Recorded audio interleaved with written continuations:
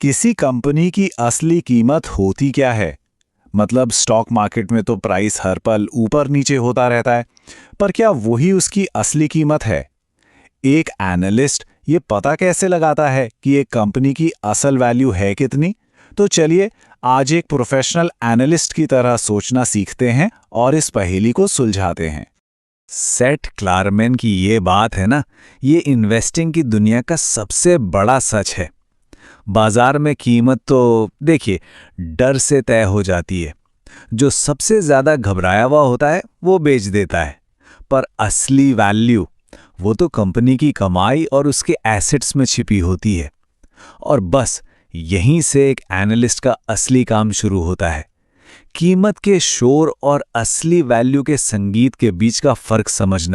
इसको ना एक क्रिकेट के उदाहरण से समझते हैं। एक तरफ राहुल द्रविड़, दूसरी तरफ वीरेंद्र सहवाग। दोनों ही महान खिलाड़ी, पर खेलने का स्टाइल एकदम अलग। अब सवाल ये है कि बेहतर कौन है? अरे ये तो पिच पर डिपेंड करता है, मैच का फॉर्मेट क्या है और सामने टीम कौन सी है। बिल्कुल इसी तरह एक ही इंडस्ट्री की दो कंपनियों को सिर्फ ऊपर ऊपर के नंबर देखकर नहीं तौला जा सकता। अंदर तक जाकर गहराई से देखना बहुत जरूरी है। तो ठीक है, एक एनालिस्ट अपनी छानबीन शुरू कहाँ से करता है? क्या वो सीधे कंपनी की बैलेंस शीट में कूद जाता है? नहीं, बिल्कुल नहीं। वो पहले एक हेलीकॉप्टर व्यू लेता है। इसे कहते हैं टॉप डाउन अप्रोच। मतलब किसी एक पेड़ को समझने से पहले पूरे जंगल को समझना। है ना लॉजिकल? इसे आप एक उल्टे पिरामिड की तरह सोचिए। सबसे ऊपर जो सबसे चौड़ा हिस्सा है वो है हमारी इकोनॉमी। ये वो बड़ा सा मैदान है जहां सारी कंपनियां अपना अपना खेल खेल रही हैं। अब थोड़ा सा जूम इन करते हैं। पूरे इकोनॉमी के जंगल के बाद हम आते हैं पेड़ों के एक खास झुंड पर, जिसे हम कहते हैं इंडस्ट्री। क्या ये स्टील इंडस्ट्री है या फिर टेक्नोलॉजी? हर इंडस्ट्री का आप जानते हैं अपना अलग खेल होता है, अपने अलग नियम होते हैं। और फिर आखिर में हम अपना माइक्रोस्कोप निकालते हैं और उसे खास पेड़ पर फोकस करते हैं, यानी हमारी कंपनी। तो देखा आपने, पहले इकोनॉमी का मौसम, फिर इंडस्ट्री का जंगल और तब जाकर वो कंपनी जिसका हम विश्लेषण कर रहे हैं। यही वो फ्रेमवर्क है जो एक आम निवेशक और एक प्रोफेशनल एनालिस्ट के बीच फर्क पैदा करता है। ये जो बड़ी पिक्चर है ना, इसी को मैक्रो इकोनॉमिक्स कहते हैं। ये मतलब इकोनॉमी की बड़े स्केल पर स्टडी है। इसको ऐसे समझिए कि ये वो मौसम का सिस्टम है जिसके अंदर सारी कंपनियां काम कर रही हैं। अब चाहे मौसम अच्छा हो या खराब, असर तो सब पर पड़ेगा। तो सवाल ये है कि इकोनॉमी का हेल्थ चेकअप होता कैसे है? इसके कुछ वाइटल साइंस हैं। जीडीपी ग्रोथ ये बताती है कि देश की आर्थिक गाड़ी आगे बढ़ भी रही है या नहीं। इन्फ्लेशन यानी महंगाई, ये हमें बताती है कि हमारी जेब पर कितना बोझ पड़ रहा है। इंटरेस्ट रेट्स ये तय करते हैं कि कंपनियों को बिजनेस बढ़ाने के लिए आसानी से लोन मिलेगा या नहीं। और सरकारी नीतियां, अरे वो तो रातों रात पूरे खेल का नक्शा ही बदल सकती। तो इस इकोनॉमी की गाड़ी को चला कौन रहा है?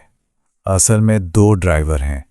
एक है सरकार, जो अपनी फिस्कल पॉलिसी यानी टैक्स और सरकारी खर्च से स्टीयरिंग व्हील संभालती है, और दूसरा है सेंट्रल बैंक, जो अपनी मॉनेटरी पॉलिसी यानी इंटरेस्ट रेट से स्पीड को कंट्रोल करता है।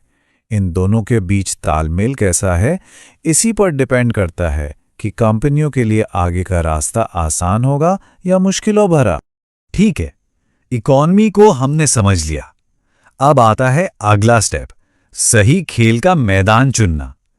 देखिए, कुछ इंडस्ट्रीज जैसे कि टेक्नोलॉजी, उनमें नेचुरली ही प्रॉफिट ज्यादा होता है, जबकि कुछ दूसरी जैसे एयरलाइंस, वहां पैसा बनाना भाई बहुत मुश्किल काम है। वॉरेन बफेट की ये मशहूर कहावत मतलब सब कुछ कह देती है। आप एक शानदार मैनेजर को एक खराब इंडस्ट्री में डाल दीजिए और जानते हैं क्या होगा? ज्यादातर मामलों में इंडस्ट्री की खराब रेपुटेशन ही बनी रहती है। मतलब साफ है, इंडस्ट्री का ढांचा ही तय करता है कि कोई कंपनी सफल होगी या नहीं। तो किसी इंडस्ट्री में कंपटीशन कितना टफ है, ये कैसे पता करें? एनालिस्ट्स की एक चेकलिस्ट होती है जिसमें ये 5 सवाल होते हैं।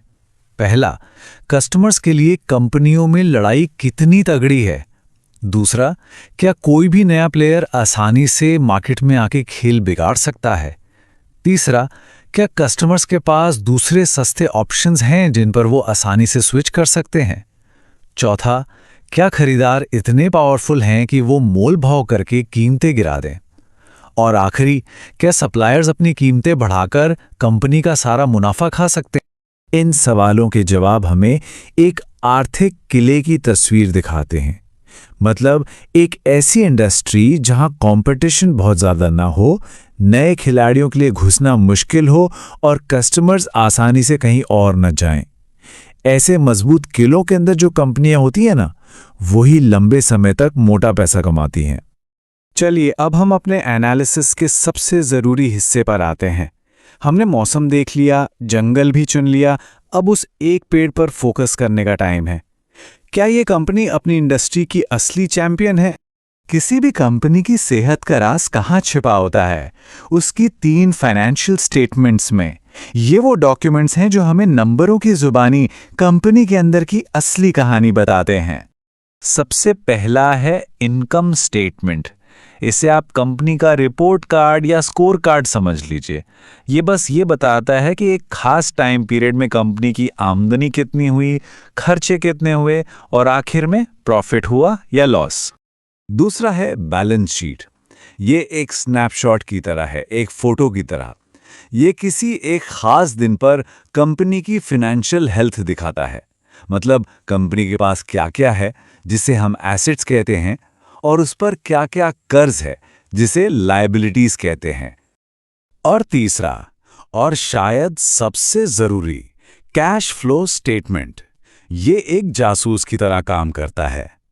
ये कागजी मुनाफे के पीछे जाकर ये देखता है कि कंपनी के अंदर असली कैश आ भी रहा है या नहीं और जा कहां रहा है।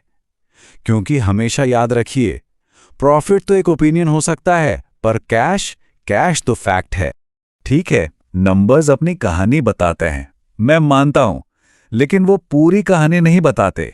अरे नंबर्स तो एक मशीन भी बना सकती है, पर उस मशीन को जो इंसान चला रहे हैं उनका क्या? यहीं पर एनालिसिस का काम साइंस से आर्ट बन जाता है। तो एक एनालिस्ट मैनेजमेंट को कैसे जांचता है? वो कुछ सवाल पूछता है।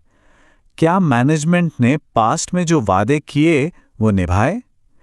क्या वो शेयर होल्डर्स के बारे में सोचते हैं या सिर्फ अपनी जेबें भरने में लगे हैं? क्या पूरी कंपनी सिर्फ एक ही इंसान के दम पर चल रही है? और अगर कल वो इंसान न रहा तो क्या कंपनी का ढांचा बिखर जाएगा? तो अब हमारे पास पजल के सारे टुकड़े आ गए हैं। इकोनॉमी की बड़ी पिक्चर, इंडस्ट्री का कंपटीशन, कंपनी के फाइनेंशियल नंबर्स और मैनेजमेंट की क्वालिटी। अब वक्त है इन सब को एक साथ जोड़कर एक फाइनल कॉल लेने का। बेंजामिन ग्राहम ने बाजार को एक बड़ा मजेदार नाम दिया था, मिस्टर मार्केट। सोचिए, ये आपका एक पार्टनर है जो बहुत मूडी है, कभी तो खुशी से पागल होकर हर चीज की ऊंची कीमत देने को तैयार है, तो कभी डिप्रेशन में आकर सब कुछ कौड़ियों के भाव बेच देता है। एक स्मार्ट इन्वेस्टर क्या करता है? वो मिस्टर मार्केट की भावनाओं का फायदा उठाता है, उनसे बहकता नहीं है। और यहीं पर इन्वेस्टिंग का सबसे पावरफुल आइडिया काम आता है, मार्जिन ऑफ सेफ्टी। ये कोई रॉकेट साइंस नहीं है, बड़ा सिंपल सा कॉन्सेप्ट है। 100 रुपए की चीज को 60 या 70 रुपए में खरीदना, ये जो 30-40 रुपए का फर्क है ना, यही आपका सेफ्टी बफर है। ये आपको आपकी अपनी गलतियों से बचाता है और आपको रात में चैन की नींद सोने देता है, चाहे बाजार में कितना भी तूफान क्यों ना मचा हो।